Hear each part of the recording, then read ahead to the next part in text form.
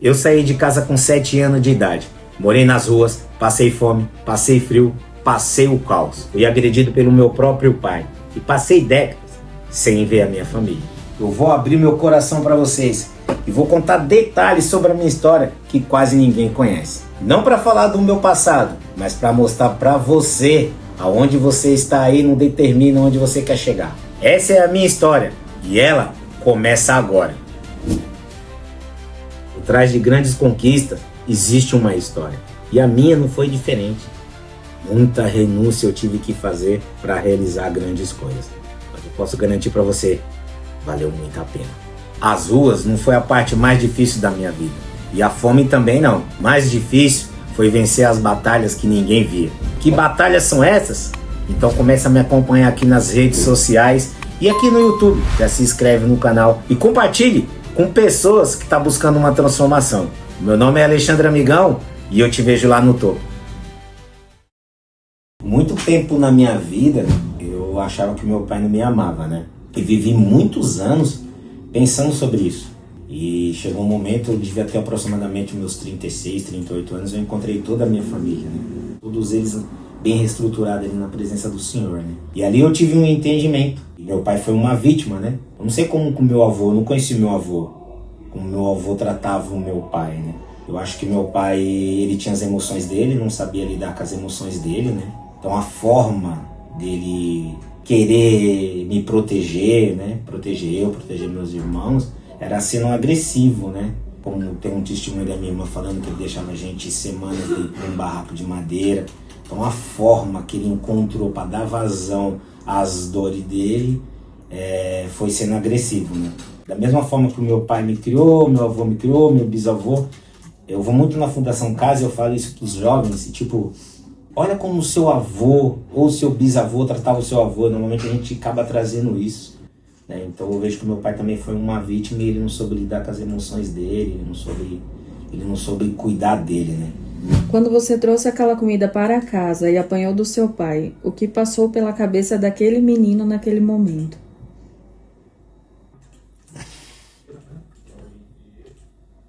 Essa é uma ferida dolorosa, hein? Esse dia eu liguei pra minha irmã e a gente relembrando esse episódio, né?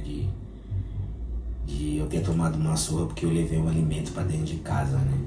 E você sabe que você ficar dentro de uma casa, sem um adulto, 2 crianças dentro de uma casa, e você abrir a geladeira, não tem nada pra comer, não tem nada, e você sair pra rua pra fazer um trabalho, né? Engraxate, cuidar de carro, pegar papelão, essas coisas todas que um menino de rua faz, né? Eu tava tão feliz, sabe? De chegar no final do dia e eu levar um alimento pra dentro da minha casa. Só que eu já tava esperando, né? Como meu pai era um cara muito agressivo, eu já tava de verdade assim, eu já tava esperando que nem uma cenada. Eu me lembro quando ele chegou, eu ouvi a voz dele, eu tinha tomado banho. Me lembro desse dia como tivesse agora, assim, tá passando assim na minha mente, né? Eu me cobri. E aí eu só lembro que ele perguntando assim, quem é que trouxe essa comida? Ah, foi o Alexandre, não sei o que. Ele puxou a coberta e começou a me dar uma surra naquilo ali, né? Como ele já tinha esse costume de ser agressivo com a gente dentro de casa, eu já tava esperando dele uma surra mesmo, assim. Porque lá era assim, tudo era na base da porrada. O que você diria para aquela criança que ficou segurando aquela certidão de nascimento? Nossa, uau! Fez eu lembrar dessa cena, sabe? Eu já tava um tempo na rua, sabe? Eu lembro, eu tava ali no Jabaquara, fazia tempo que eu não via meu pai. Pedi um lanche e ele me encontrou e ele pediu pra suspender esse lanche. Na hora que eu virei as costas era meu pai. E essa cena eu trago comigo até hoje porque me marcou muito, sabe? Ele me deu minha certidão de nascimento, falou pra mim, é isso que você quer, e virou as costas e foi embora. Doloroso porque o que você espera de um pai? Amor, afeto. Eu achei que ele ia me abraçar ali na hora e falar, filho, vem pra casa. Hoje, olhando pra esse menino, eu falaria pra ele o seguinte, você não tem um pai carnal, mas você tem um pai espiritual. Você tem Deus que é o seu pai. Se apegar nele. Foi isso que eu fiz. Eu nunca duvidei disso. que eu sempre tive um pai. Meu pai carnal virou as costas e foi embora, mas meu pai espiritual estava comigo. Alexandre, hoje, olhando para trás, qual a diferença entre perdoar alguém e concordar com o que essa pessoa fez? Olha, eu vou falar uma coisa pra você. Perdoar Na hora eu não perdoei, né? Eu demorei muito pra entender esse negócio do perdão, sabe? Eu não concordei porque eu tomei a decisão logo com 7 anos já vazar, igual eu costumo dizer, né? Sair de casa, né? Eu não concordava, sabe? Com essas coisas de agressividade, de falta disso, falta da presença paterna. Não tinha um entendimento. Como que eu ia dar um perdão, sabe? Como que eu ia dar perdão? Eu vim entender isso depois que eu já tava recentemente, né? Por muito tempo eu achei que eu tinha perdoado ele, só que depois, um tempo atrás, eu entendi que o perdão ele é gradual. Você vai construir nesse perdão, né? Não é à toa que eu caí, né? Por que eu caí? Que eu achei a minha vida toda que eu tinha dado perdão, tanto para ele quanto para minha mãe, entendeu? Quando eu comecei a me desenvolver, me conhecer mais, eu falei, caramba, eu achei que eu tinha liberado o perdão pro meu pai, e eu não tinha, entende? Então, eu não concordava, fui embora, né? E o perdão eu fui aprendendo com o tempo. É doloroso você dar um perdão pra uma pessoa assim que nunca te deu amor, né? Mas com o tempo eu aprendi isso.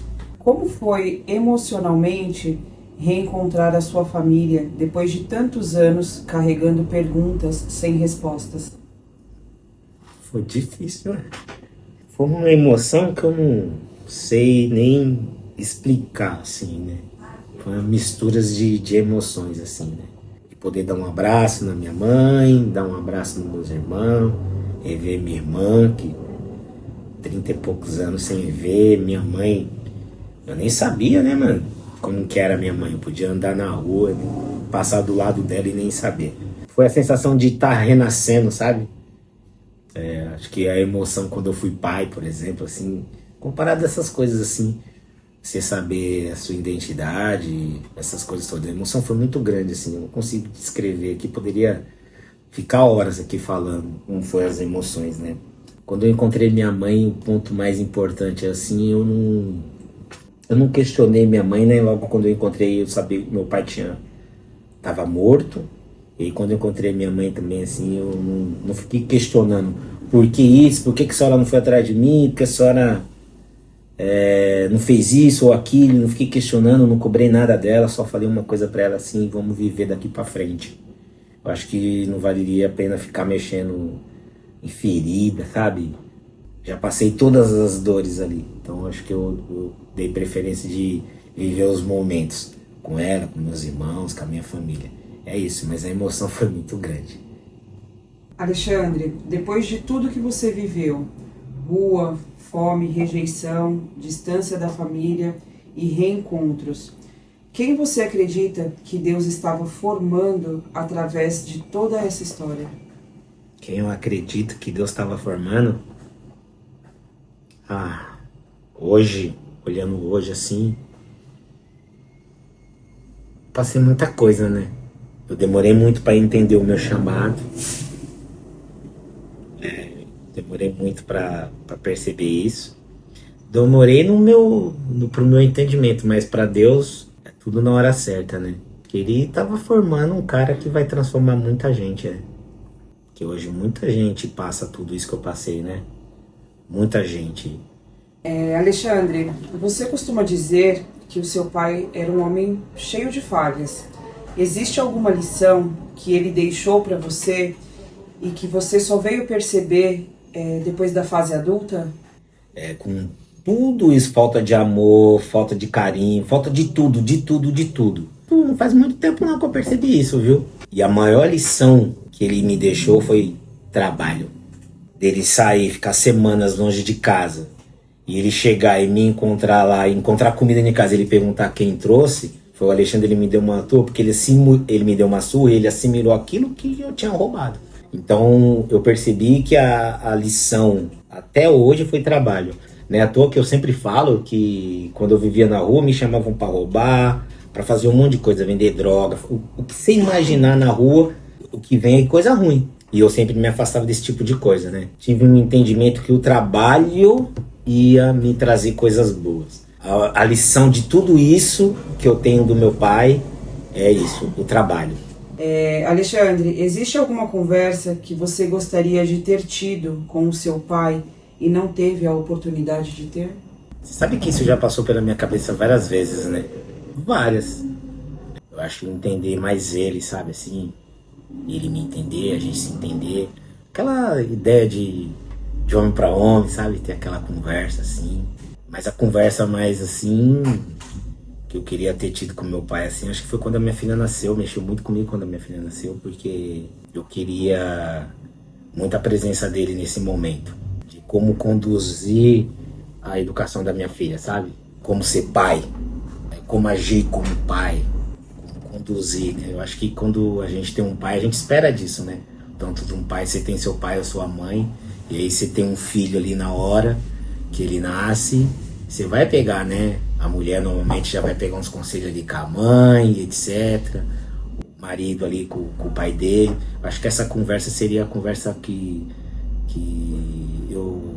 eu senti mais falta, assim, de ter com meu pai. Se eu tivesse tido a oportunidade, com certeza essa conversa, assim, de qual o caminho que eu vou dar pro meu filho. Houve momentos em que você acreditou que nunca mais encontraria ninguém?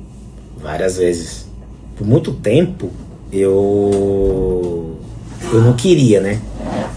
Eu tinha medo de me aproximar, tinha medo de como eles iam me aceitar, como eles estavam, como eu assim, me senti rejeitado, assim. Eu passava algumas coisas na minha cabeça como assim que minha mãe nunca me procurou? Como assim que meu pai nunca me procurou? Como assim, eu tenho uns irmãos na minha idade, eles nunca me procuraram? Então eu sempre trouxe aquela coisa comigo assim, que se eles não se importavam, eu também não. Só que muitas das vezes também eu sentia falta. Queria saber da nossa identidade, né? É importante a gente saber a nossa origem, a nossa raiz, aquela coisa toda, né? E eu tive a honra de poder encontrar minha mãe ainda viva, meu pai não, ver meus irmãos, encontrar meus irmãos. E eu sentia muito mais falta, acho que da minha irmã Cristiane, porque a gente, na infância, a gente viveu muito tempo juntos, né? Tivemos aquela parte de criança muito junto ali. Ela era a pessoa que eu tinha maior desejo de encontrar, era minha irmã Cris.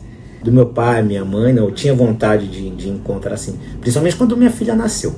Quando a Milena nasceu, eu queria, assim, que meu pai visse a neta dele, minha mãe, né? Até então, quando a Milena nasceu, eu não tinha encontrado eles ainda, né? Mas passou isso sim, porque é importante você ter sua base, né? Por mais que eu tinha conseguido construir a minha base, que é uma esposa, uma família e tudo mais, mas você saber a sua base de onde você vem. É isso. Alexandre, o que você diria, qual conselho, na realidade, que você poderia trazer de como seguir em frente depois de uma rejeição tão profunda? Colocar um propósito. Acho que o que me trouxe até aqui foi um propósito. Eu sempre quis ter um lar, sabe? Eu tinha uma casa, mas eu buscava ter um lar. Então eu coloquei um propósito dentro de mim, quando eu saí de casa, que eu queria ter minha casa, que eu ia construir uma família, que eu ia ter uma empresa, não sabia o que eu ia fazer.